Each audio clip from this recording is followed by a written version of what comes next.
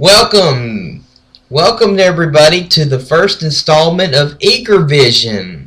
Here to talk all things Eker and his adventures. From Eker and the Secret of Peltaron, a new book by the author J. Scott Hopkins. The only place to go, the only place to be, the only place to hear your open line discussions about Eker and the Secret of Peltaron. And the reason for all of this is because I know the author personally. That's right, George Lucas and his young Jedi warriors. As you have thought correctly, I know the author personally. And yes, as you have all determined, I am J. Scott Hopkins, the author of Eker and the Secret of Peltaron. So welcome to Ekervision. Now getting to my outline here, looking at a couple things I want to cover today on Ekervision. Now TK Snacky and Lotta Winna, to answer your question, Sprock does have only one eye, and it gets him into trouble all the time. He does more listening and lots of talking, and lots of getting into trouble, but he has only one eye. And some of you have asked me as to whether he does in fact betray his best friend Eker. And well, we'll just put it this way. Even good friends do really dumb things. But true friends, really good true friends, make it through, and we all know this. For today, some of you have wanted me to share a little bit more about the Eker story with you.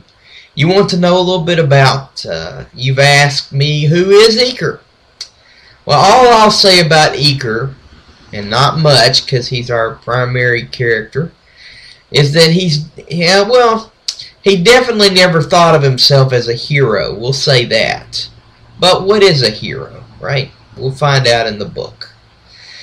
But to move on to another question, some of you have asked me, you've sent in emails and text and Facebook me and asked me about the place called Peltaron.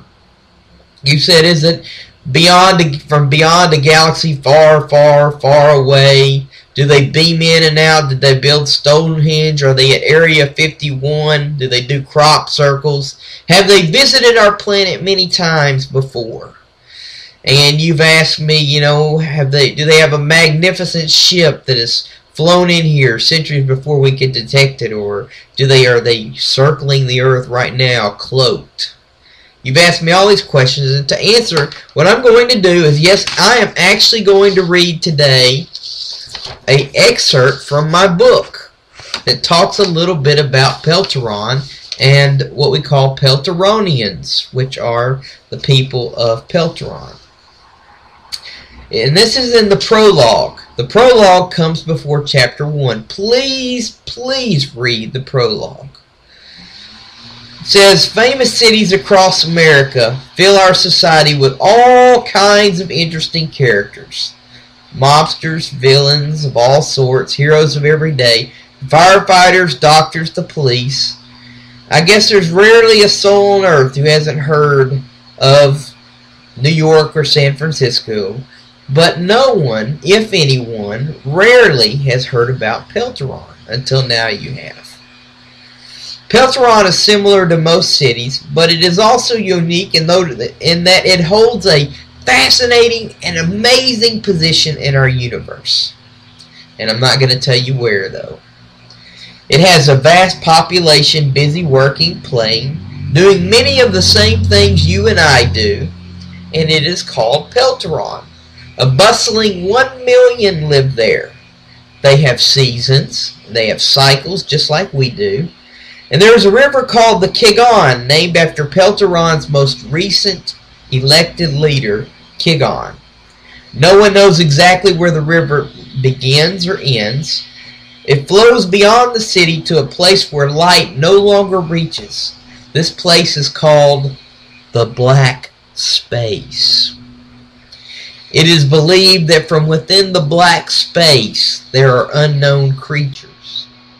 Everyone knows that criminals and the insane reside along the river leading into the black sea, the black space, For many centuries there was a fear of eating anything from this river because at least part of its source flowed from the black space. The Styx are a life form that lives in the Kigon River. And by Styx I mean S-T-Y-X. They have several large teeth with smooth skin and eyes running down the center of their face. They require water to keep their bodies from shriveling up, though they can breathe air. One of the largest industries in Peltaron is processing Styx for eating. For centuries they were the only source of food.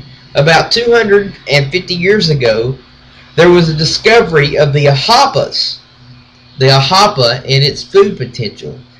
The ahappa plant had been around since the beginning of things, but no one saw them as food. A few Peltaronians discovered deep within its center was a powder substance that could be heated to make loaves of food. Sounds good to me. Haven't had breakfast yet. Ahappas stand 8 feet tall and have a clay-like shell. At its top are long, slender extensions. 6 different foods are made from their tops. Though the ahappa are everywhere around the city, no one had fully appreciated their potential for life.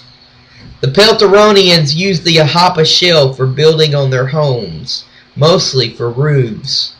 Almost every house, however, though, is built with material from the hermit mines, a rocky substance. Only the wealthy can afford homes made with shell from the ahappa. Yes, unfortunately, they have rich and poor there as well.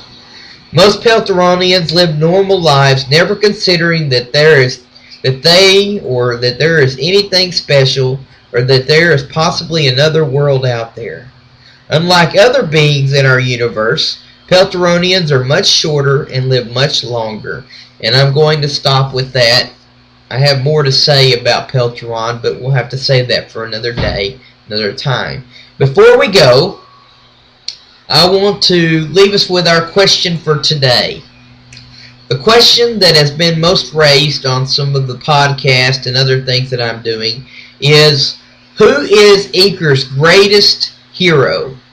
In Peltaron, who is his greatest hero? Who's he the biggest fan of? Okay, thank you for tuning into Ekervision, for coming here where everything I am allowed to say to you about the book will be said here first. Thank you, and have a happy Shaddar's run.